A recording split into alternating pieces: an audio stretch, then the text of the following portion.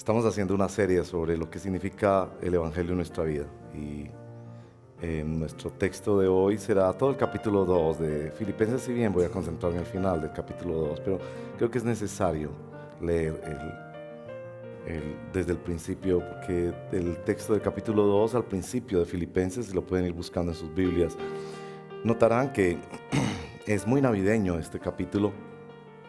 Nos habla precisamente de la doctrina de la encarnación del Señor Jesucristo, es decir, que nuestro Dios, siendo rey, se hizo un niño pobre e indefenso para poder reemplazarnos a nosotros y cumplir así con la justicia de Dios. Eso es esencial en el Evangelio. El Evangelio no es una experiencia religiosa, o no son bendiciones y milagros, es el encuentro con el Dios vivo y verdadero, que siendo el Rey del universo, dueño de todos, juez y Señor, se hizo un niño indefenso para poder reemplazarnos a nosotros, pobres pecadores, seres humanos, y morir por nuestros pecados y darnos una nueva vida. Y precisamente van a ver que al principio del capítulo 2 señala la doctrina de la encarnación. Así que este capítulo debe acompañarnos durante las próximas semanas también cuando decimos Feliz Navidad y nos damos cuenta que deberíamos más bien humillarnos y sentirnos muy tristes al recordar lo que Él fue capaz de hacer por nosotros cuando nosotros nos resistimos a hacer muchas cosas por Él. Filipenses capítulo 2, verso 1 en adelante. Por tanto, dice así el apóstol Pablo, inspirado por el Espíritu Santo, si sienten algún estímulo en su unión con Cristo, algún consuelo en su amor, algún compañerismo en el Espíritu, algún afecto entrañable, llénenme de alegría, teniendo un mismo parecer, un mismo amor, unidos en alma y pensamiento. No hagan nada por egoísmo o vanidad, más bien con humildad. Consideren a los demás como superiores a ustedes mismos. Cada uno debe velar no solo por sus propios intereses, sino también por los intereses de los demás. La actitud, esta actitud de ustedes debe ser como la de Cristo Jesús, quien siendo por naturaleza Dios no consideró el ser igual a Dios como algo a qué aferrarse. Por el contrario, se rebajó voluntariamente tomando la naturaleza de siervo, haciéndose semejante a los seres humanos. Y al manifestarse como hombre se humilló a sí mismo y se hizo obediente hasta la muerte y muerte de cruz. Por eso Dios lo exaltó hasta lo sumo y le otorgó el nombre que es sobre todo nombre, para que en el nombre de Jesús se doble toda rodilla en el cielo y en la tierra y debajo de la tierra, y toda lengua confiese, algunos ahora, otros aún en los infiernos, que Jesucristo es el Señor, para gloria de Dios Padre. Así que, mis queridos hermanos, como han obedecido siempre, no solo en mi presencia, sino mucho más ahora en mi ausencia, lleven a cabo su salvación con temor y temblor, pues Dios es quien produce en ustedes tanto el querer como el hacer para que se cumpla su buena voluntad. Háganlo todo sin quejas ni contiendas, para que sean intachables y puros hijos de Dios, sin culpa en medio de una generación torcida y depravada. En ella ustedes brillan como estrellas en el firmamento, manteniendo en alto la palabra de vida. Así en el día de Cristo me sentiré satisfecho de no haber corrido ni trabajado en vano. Y aunque mi vida fuere derramada sobre el sacrificio y servicio que proceden de su fe, me alegro y comparto con todos ustedes mi alegría. Así también ustedes, alégrense y compartan su alegría conmigo. Espero en el Señor Jesús enviarles pronto a Timoteo, para que también yo cobre ánimo al recibir noticias de ustedes. No tengo a nadie más como él que se preocupe de veras por el bienestar de ustedes, pues todos los demás buscan sus propios intereses y no los de Jesucristo. Pero ustedes conocen bien la entereza de carácter de Timoteo, que ha servido conmigo en la obra del Evangelio como un hijo junto a su padre. Así que espero enviárselo tan pronto como se aclaren mis asuntos, y confío en el Señor que yo mismo iré pronto. Ahora bien, creo que es necesario enviarles de vuelta a Epafrodito, mi hermano colaborador y compañero de lucha, a quien ustedes han enviado para atenderme en mis necesidades. Él los extraña mucho a todos ustedes y está afligido porque ustedes se enteraron de que estaba enfermo. En efecto, estuve enfermo y al borde de la muerte, pero Dios se compadeció de él, y no solo de él, sino también de mí, para que no añadir tristeza a mi tristeza. Así que lo envío urgentemente para que al verlo de nuevo ustedes se alegren y yo esté menos preocupado. Recíbanlo en el Señor con toda alegría y honren a los que son como Él, porque estuvo a punto de morir por la obra de Cristo, arriesgando la vida para suplir el servicio que ustedes no podían prestarme. Esta es la palabra del Señor. Oremos. Señor, en este tiempo de Navidad, recuérdanos la profundidad y la importancia de la doctrina bíblica de la encarnación. Nosotros no aceptaríamos que si entrara el presidente de la República a este lugar y no hubiera una silla, él se pusiera en el suelo para poder participar. Todos correríamos a pensar que debemos tratarlo con mayor honor. Nosotros entendemos eso, pero cuando tú viniste a esta tierra no te dimos más que un pesebre sucio, mugriento, abandonado, no hubo lugar para ti. El Rey del universo tratado como el niño más indefenso y más pobre, menospreciado, perseguido, desplazado. Ayúdanos a que tu palabra hoy infunda en nosotros una nueva luz, un nuevo espejo para que podamos entender que dentro de nosotros hay un falso rey que busca honor y que busca gloria cuando debería, precisamente en la Navidad, ante el misterio y el milagro de la encarnación, poder postrarnos y derrumbar y destronar todo falso rey que hay en nuestro corazón y reconocer que no somos más que siervos del Dios Altísimo, que los intereses de Jesucristo están por encima de cualquier otro interés. Que el amor de Cristo por su iglesia, que el amor de Cristo por la familia, que el amor de Cristo por la salvación de las almas está por encima de cualquier interés que nosotros pudiéramos tener. Ayúdanos, por favor, Señor, a pensar así, a actuar así. Te lo pedimos en el nombre de Jesús nuestro Señor. Amén. Llamo la atención al verso número 3, porque el verso número 3 plantea el tema de esta mañana. No hagan nada por egoísmo o vanidad. Ese es nuestro tema de hoy, el egoísmo. En latín, ego, yo, ismus, ismo, sufijo formativo de sustantivos abstractos que denota algún tipo de doctrina, tendencia, teoría o sistema de doctrina o ideología. Ismo. Sí, el egoísmo es como la doctrina del yo, la ideología del yo. Yo voy primero, mis pensamientos, mis sentimientos son más importantes, mi realización y el mundo nos mueve en esa dirección. El diccionario de la Real Academia. Egoísmo es la inmoderada y excesiva preocupación por sí mismo que hace atender desmedidamente al propio interés sin cuidarse del interés de los demás. ¿Es usted egoísta? Tal vez algunos de ustedes reaccionarían negativamente y se ofenderían, como la persona que se ofendió cuando dijo: me sentí indignado porque cuando no le quise dar la silla en el metro a esa anciana enferma, otra persona me miró y dijo: tan egoísta. Así que para que vean que no es que los quiero ofender, sino que estoy más bien confesando mis propios pecados, tengo para ustedes un test para descubrir tu nivel de egoísmo. ¿Qué les parece? Un examen. Fin de año, exámenes. ¿Te resulta sorprendentemente fácil hacer cosas para ti o pedir que otros las hagan para ti, mientras que encuentras penosamente difícil hacer esas mismas tareas para otros? Eso ustedes dicen: sí, Señor.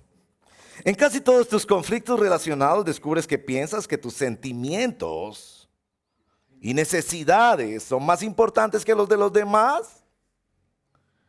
Te hieren profundamente los comentarios negativos que hacen otras personas sobre ti, aunque sean ciertos. Ay, cómo está de gorda. Te resientes algunas veces cuando alguien te da un regalo porque te sentirás comprometido a pagar con la misma moneda o porque sencillamente te gusta dar, pero no recibir.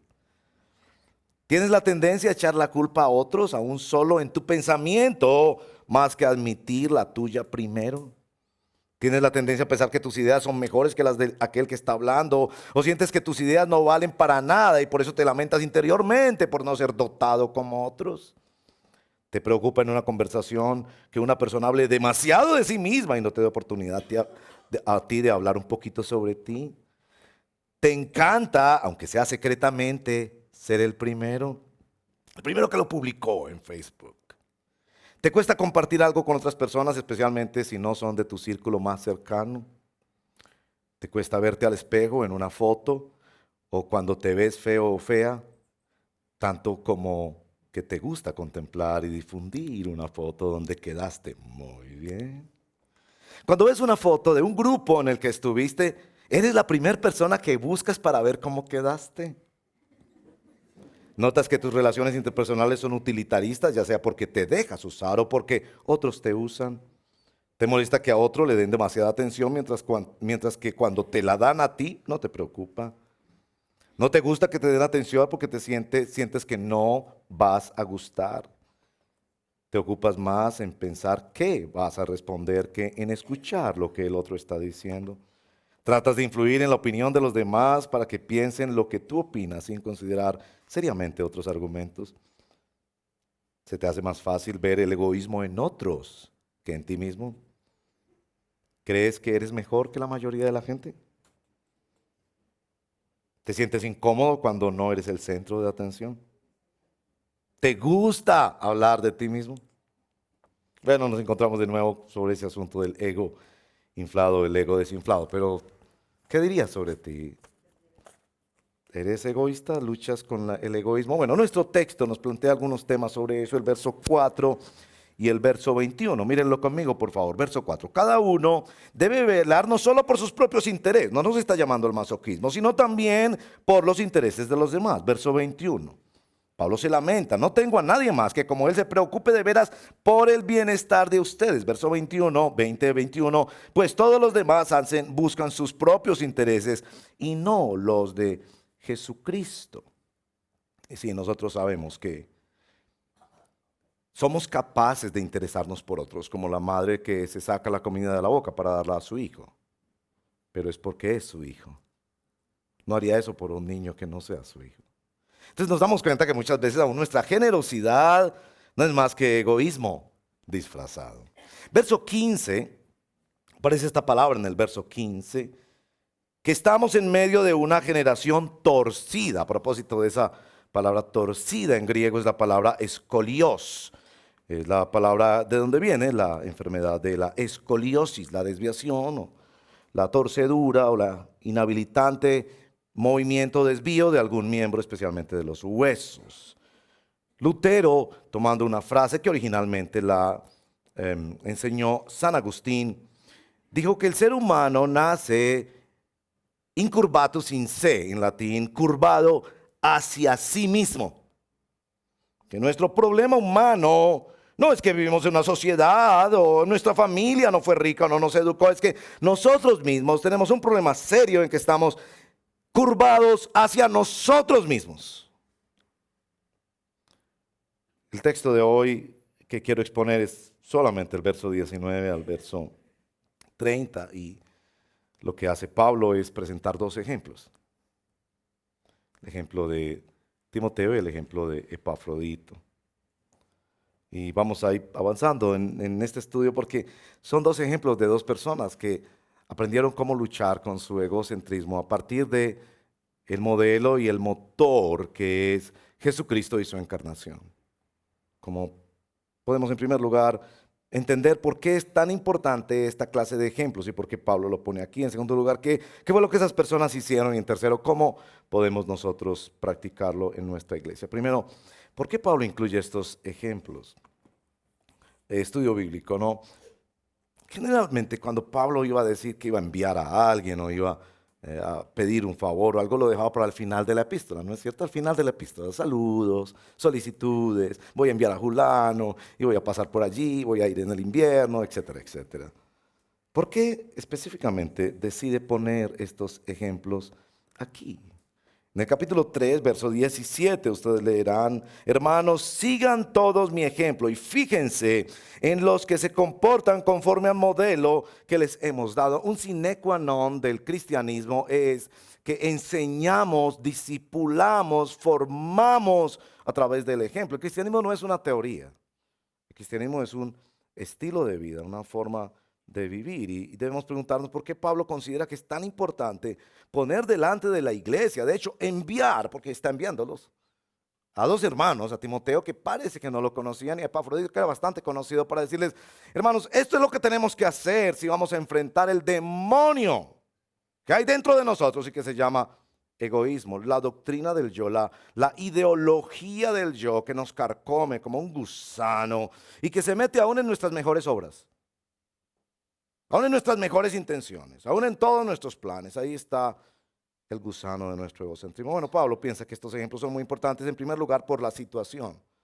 Pareciera que dentro de la iglesia de Filipenses parte de la lucha era estas luchas de poder que se dan por el egocentrismo. Parece que Evodia y Sinti que tenían ese problema y que había dentro de la iglesia líderes que sobresalían y que la iglesia estaba reclamando que fuera Pablo el que viniera a enseñarles y a modelarles lo que era la vida cristiana. Entonces Pablo escoge hacer unos ejemplos anticlimáticos. Si usted busca en el capítulo 2, verso 17, ven que él pone su propio ejemplo. Después pone el ejemplo de Timoteo, después pone el ejemplo de Epafrodito. Como que hay una especie de anticlimax intencional en este pasaje. Porque la persona menos conocida y menos importante para ellos era precisamente Epafrodito. Yo no comparto la opinión de que sea el mismo Epafras de Colosenses y de Filemón. Creo que es otro personaje. Un personaje que solo se nos habla en este pasaje de la Biblia de él.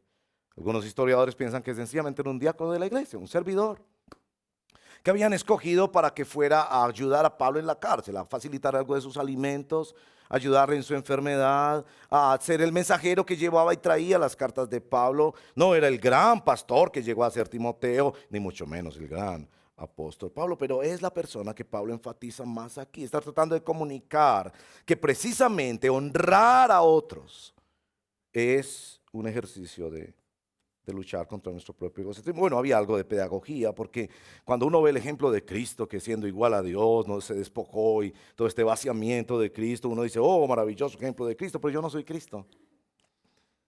Necesitamos modelos y ejemplos, además de nuestro Señor Jesucristo, que imiten a Cristo para nosotros imitarlos a ellos. Y muchas veces tenemos personas que admiramos, pero no necesariamente imitamos. Eso hace parte de la tradición católica. En la tradición católica se tienen los santos para admirar, para que construyan un tesoro de méritos del cual nosotros echamos mano, pero no para imitar, como hacemos con los deportistas, ¿no?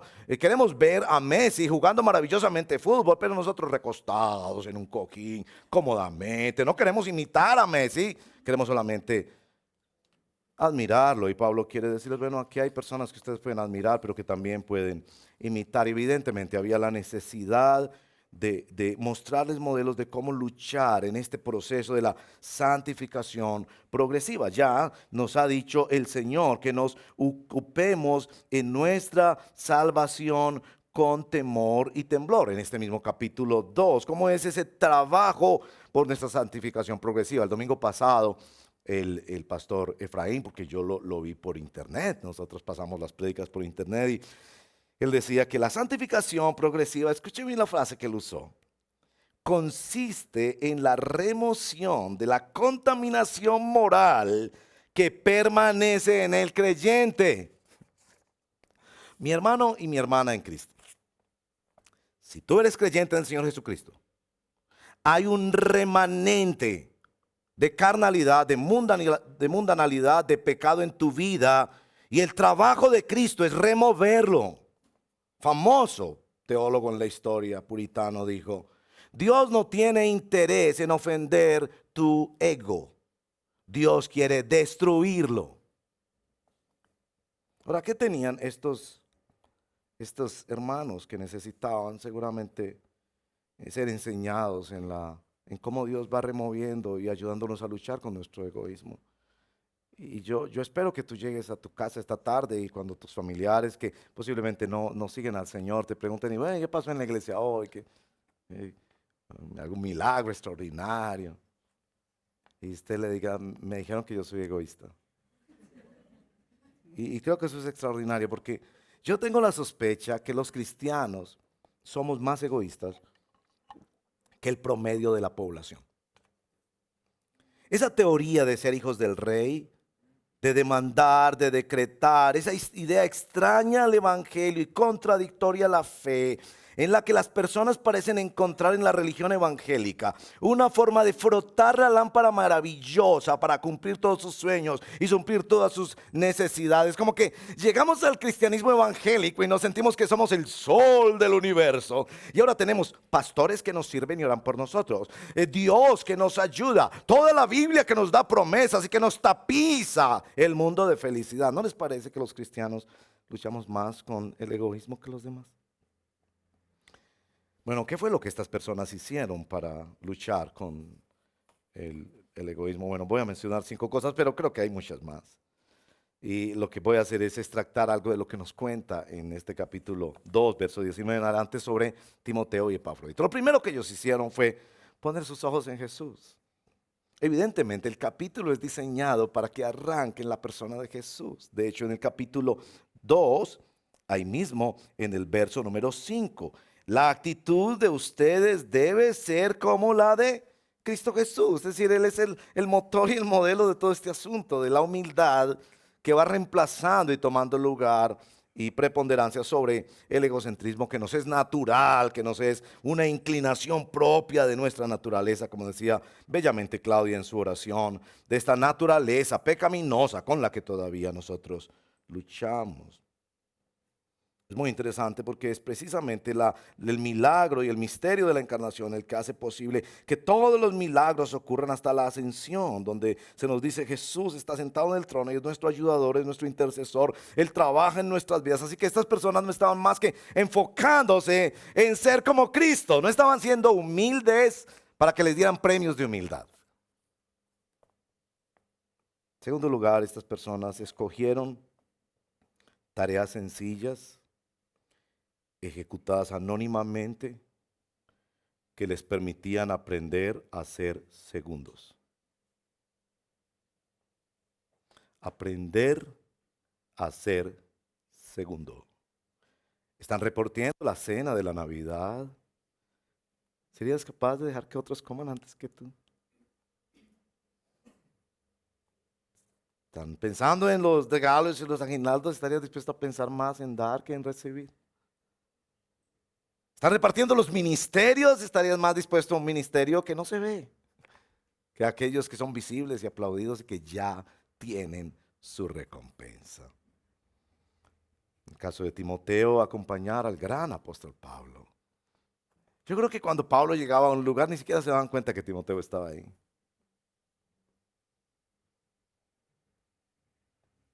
Fue Epafras, que sencillamente fue a ayudar a llevarle comida a alguien, una carta, ser de apoyo, quizás sin saber exactamente qué y cuánto tiempo se iba a demorar, dejando al lado muchos proyectos personales, porque Epafrodito iba a ser una persona que seguía con sus planes y tenía sus cosas, pero la iglesia le dijo, necesitamos a alguien que vaya a acompañar a Pablo en la cárcel y a llevarle una carta, que eso fue lo que pasó, para informarle de qué estaba pasando en la iglesia, para pedirle ayuda, y él dijo, yo estoy dispuesto a hacer algo que los demás no están dispuestos a hacer. Aquí en nuestra iglesia estamos necesitando facilitadores. Los facilitadores son siervos anónimos. Los que nos paramos aquí al frente, la gente nos da las gracias y todo eso, pero yo creo que en el cielo vamos a tener muchas sorpresas.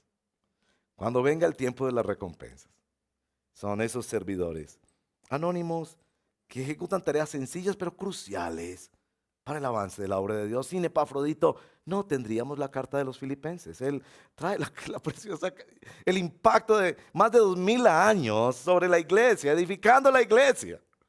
Pero la tarea en principio era sencilla, vaya a traer una carta, mensajero. En tercer lugar, ellos decidieron adoptar modelos bíblicos. Notamos 2 aspectos fundamentales de esto. Noten la vida de Timoteo. Él dice, Pablo nos dice que ha servido como un hijo a un padre en el verso número 22. Ha decidido adoptar el modelo padre-hijo. Noten esto. Timoteo tuvo un mal papá. No sabemos mucho del papá de Timoteo, pero sabemos que era griego, que nunca se interesó en la fe de su mamá ni en la fe de su hijo, no lo circuncidó, no le interesaron esas cosas. Posiblemente un padre ausente. Y en lugar de resentirse y decir que nunca iba a aceptar la autoridad, que iba a luchar contra la paternidad y meterse en todos estos ismos que hay hoy en día en contra de los modelos bíblicos, dijo, no, si Dios decidió que tengamos papás, pues yo me voy a buscar un papá. Y encontró en la iglesia un papá. Y decidió servir bajo modelos bíblicos. Claro, el modelo de nuestro Señor Jesucristo, que obedeció a su papá. ¿A quién enviaré? ¿Y quién irá por nosotros? Aquí estoy, papá. En cuarto lugar, optaron por el sacrificio. No sirvieron para su placer. Hermanos y hermanas, tengan en cuenta esto. Mucho del servicio cristiano hoy en día no es más que autocomplacencia. Se quiere hacer esto, se quiere ser cantante, se quiere ser predicador, se quiere ser misionero, se quiere ser pastor, no sé qué, se quiere hacer muchas cosas que son buenas. Yo no digo que no hay llamamientos al pastorado, a la administración, etcétera, todo eso está bien. Pero uno siente que el modelo no es el sacrificio, que el modelo es buscar lo bueno. Que tan rico, los pastores trabajan nada más los domingos, los misioneros pasean por todo el mundo, los de la alabanza les pagan sus estudios, cantan todos los días y tienen un auditorio cautivo cada semana, lindo. Pero lo hacen por sacrificio. Lo hacemos por sacrificio. Porque el modelo del evangelio es tomar la cruz. Cada llamamiento, matrimonio, docencia, servicio a la comunidad, ser arquitecto, albañil, empleado, lo que sea, tiene su cruz. Y estos decidieron que el sacrificio era un componente esencial para el destronamiento del yo. El sacrificio. Pero no, tú evades todo lo que tenga sacrificio. Si en ese grupo de servicio hay una persona que me cae mal, entonces no sirvo. Si esa misión es en clima caliente, a mí no me gusta el clima caliente. Si eso de pararse al frente implica ensayar y ensayar y ensayar, no, yo me paro al frente pero yo no ensayo. Esa idea de servir sin sacrificio, estos optaron por servir con... ¿Y qué sacrificio? Epafrodito va a visitar a Pablo y se contagia de la enfermedad de Pablo. Se pone más grave que Pablo y está a punto de morir. Lo más hermoso de todo esto es el quinto componente. Estos decidieron priorizar la alegría de otros. Noten, por ejemplo, Epafrodito está preocupado porque ellos están preocupados por él. No está tan preocupado por su enfermedad. Si me sané o no me sané. Está preocupado porque la iglesia está preocupada por él. Decide poner en primer lugar el consuelo y el ánimo, verso 19, y la alegría, verso 29 y 30, de otros. Bueno, eso es Romanos capítulo 12, verso 15. Lloren con los que lloran, gócense con los que... Claro, el egoísta no es capaz de gozar con que el otro se compró una nueva camisa, pero como él no se compró una nueva camisa, solo gozaría si él se compró una nueva, y si es mejor que la del otro.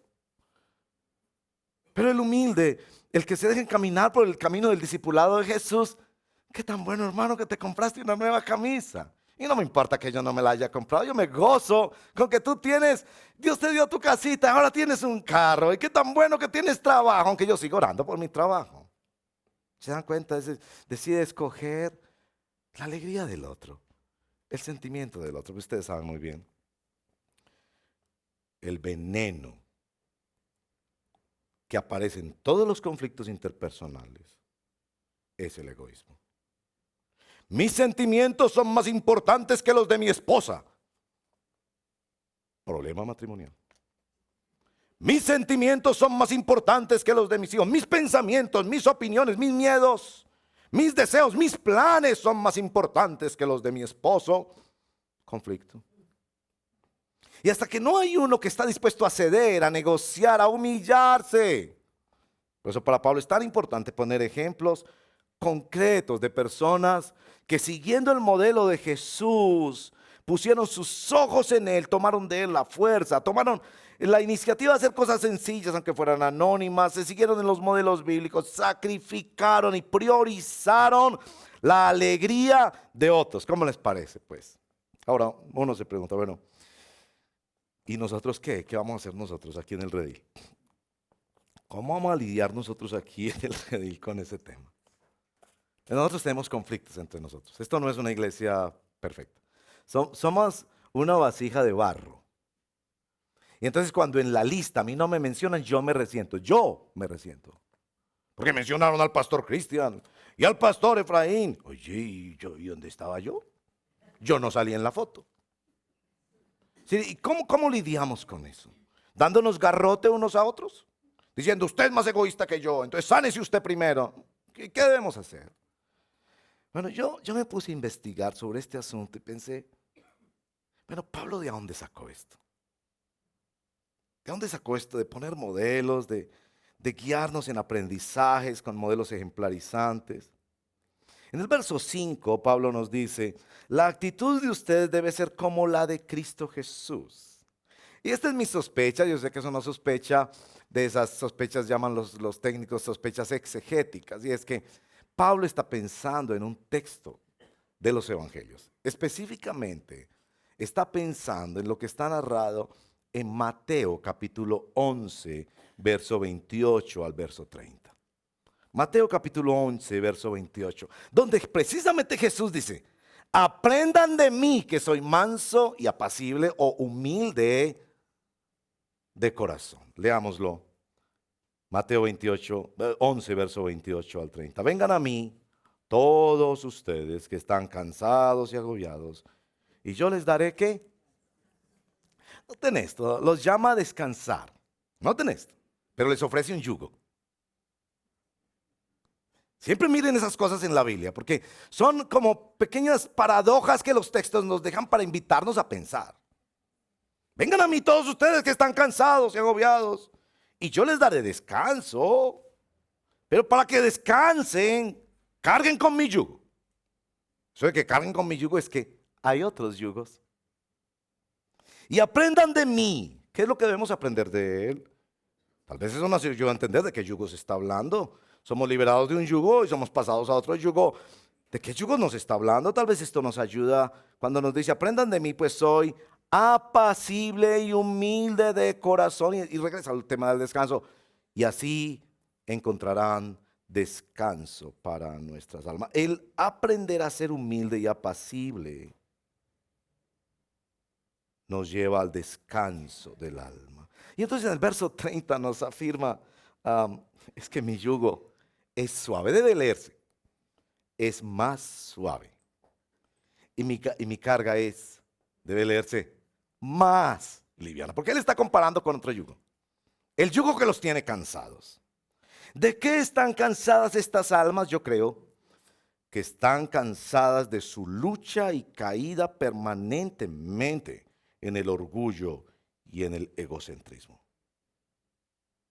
Porque después de nuestros conflictos, de nuestras luchas con la autoestima, de nuestros enredos y caídas en la tentación, nos damos cuenta que en el fondo es porque nos estamos poniendo a nosotros en el centro y que tenemos una fuerza de gravedad interna que casi nos obliga a pelear desesperadamente por ser el primero. Eso es un yugo. Si miran el texto anterior, Jesucristo alaba al Padre porque ha revelado estas cosas a los niños, no a los sabios, orgullosos y pretenciosos. Los niños no son pretenciosos, no se apegan tanto a las cosas, pero especialmente los niños no buscan defender su ego como los adultos. Dios exalta a los humildes y humilla a los altivos. ¿Cómo son liberadas estas almas? Estas almas son liberadas llevando un yugo que es más suave y más ligero. Se aprende humildad cargando un yugo, note eso. Se aprende humildad cargando un yugo. Tú y yo no vamos a ser libres de nuestro egoísmo sin dolor. No hay oraciones de grandes apóstoles y profetas contemporáneos para decir, ahora decreto que tu egoísmo sale de ti en el nombre de Jesús. Inmediatamente la persona, oh maravilla, se volvió humilde. Así no es, mi amigo. Es por largos procesos de dolor. Por ejemplo, Dios te pone a trabajar con una persona que te cae gorda. ¿Y sabes qué? Los defectos que tú criticas en esas personas generalmente son los mismos que tú tienes. Yo les he contado. Uno de mis mayores pecados es que hablo desmedidamente.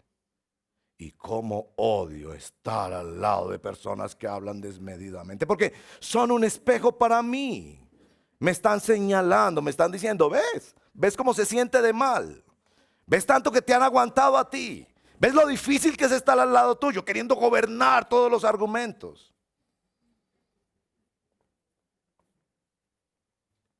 ¿A cuál yugo se refiere? Bueno, en Lamentaciones, capítulo 1, verso 14, nos da uno de los usos del yugo. En el Antiguo Testamento se usa mucho la palabra yugo a propósito, casi siempre con connotaciones negativas. Esclavitud, impuestos desmedidos, también se usa con relación al matrimonio. Inclusive con relación al matrimonio entre Dios y nosotros. Pero en Lamentaciones 1:14 se usa con relación a nuestros pecados. Dios nos deja bajo el yugo de nuestros propios pecados, nos dice allí. Pero bueno, en el mismo libro de Lamentaciones, en el capítulo 3, verso 27, está esta frase. Yo sé que esta frase les va a dar mucho para pensar. Bueno le es al hombre que aprenda a llevar el yugo desde su juventud. Aclaro que no es muy fácil de discernir a qué yugo se refiere. Podría ser el matrimonio, podría ser la misma relación con Dios, que en el libro de Lamentaciones es una relación bastante difícil. Podría ser también la esclavitud que ellos están viviendo por no obedecer a Dios y pactar con los egipcios, etcétera, etcétera. Todo lo que pasa en el libro de Jeremías. Yo creo que se refiere particularmente a un yugo que evidentemente es bueno llevar, porque el énfasis del texto es que es bueno desde la juventud. Esto nos dice algo sobre el yugo. El asunto del yugo es que moldea la vida.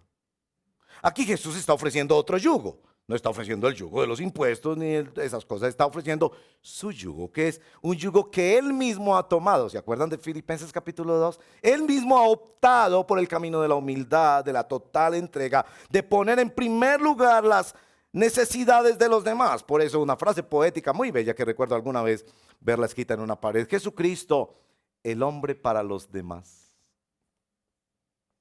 Ese es el yugo de Jesús. Nos está invitando a ser la gente para los demás.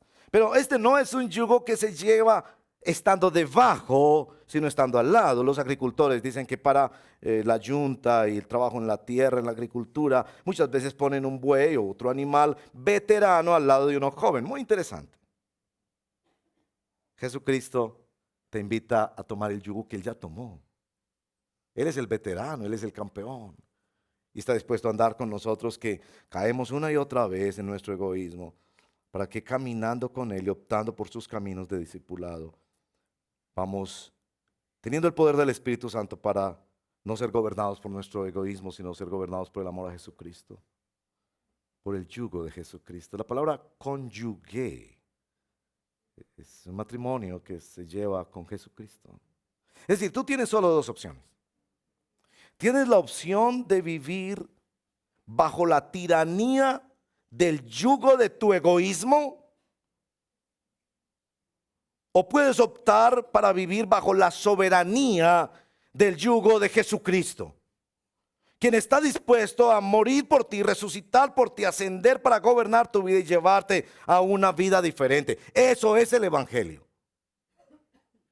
Es hermoso pensar que Jesucristo no impone el yugo, sino que comparte un yugo que Él ya ha superado, que Él ya ha llevado a feliz término, que ya tiene todas las promesas del Padre, que será exaltado y que será victorioso. Aplicación. ¿Qué podemos aprender aquí en el Rey del Estadio, especialmente de cara al próximo año? 4 aplicaciones rápidas. Primero, en lo personal. Notemos el ejemplo de Pablo aquí. Pablo está poniendo los intereses de la iglesia, que temían quedarse sin Pablo, y está enviándole 2 líderes precisamente muy bien recomendados. Estaba poniendo en alta estima a Timoteo y a Epafrodito, honrándolos delante de otros. En lo personal, yo diría, llegó el tiempo de honrar a otros. Honrar a personas en tu vida que debes honrar. No pedir tanto honra para ti, honrar a otros. Segunda aplicación en la familia. Les decía, Timoteo no tuvo un padre presente, bueno, parecer. Pero la opción de Timoteo es mantenerse dentro de los modelos de Dios, y la familia es un modelo de Dios. Y estamos entrando en un periodo de Navidad donde podemos muy bien honrar a personas en nuestra familia, aunque no se hayan portado bien.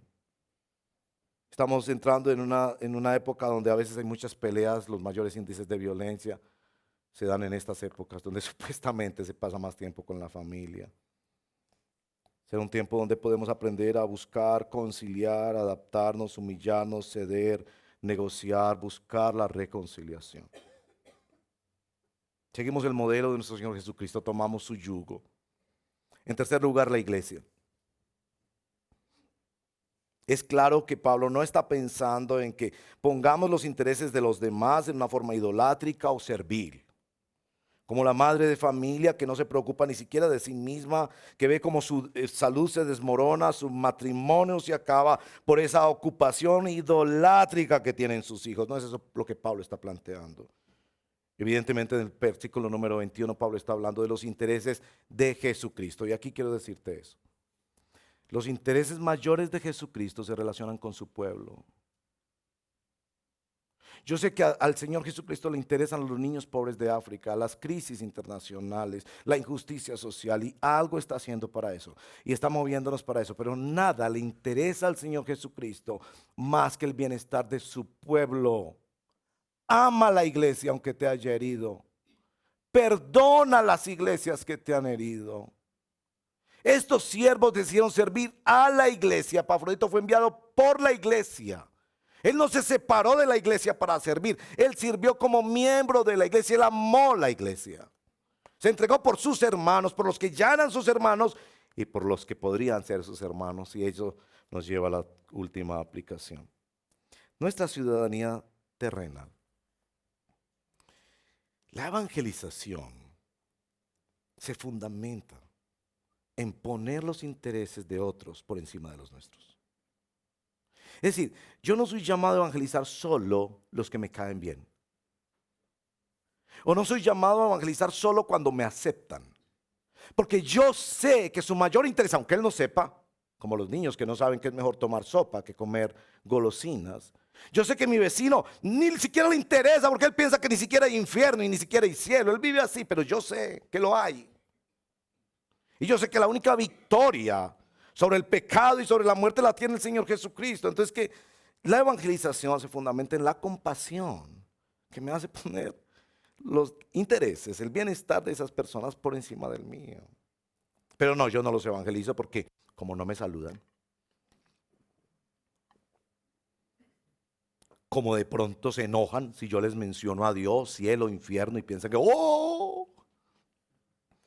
Ahora, no es que lo vamos a hacer de una manera atropelladora y mal educada, pero ¿no les parece que la evangelización finalmente es la compasión que se atreve a cruzar esas fronteras pensando que el bienestar de ellos es más importante que me maltraten a mí, que me digan no sé qué, que no me vuelvan a hablar, pero les entrego la tabla de salvación, que si ellos la aprovechan, vienen a Cristo y son salvos? Hermanos y hermanas, cuando la palabra de Dios nos pone estos ejemplos, nos está confrontando a ser como Jesús. Cerremos nuestros ojos y oremos.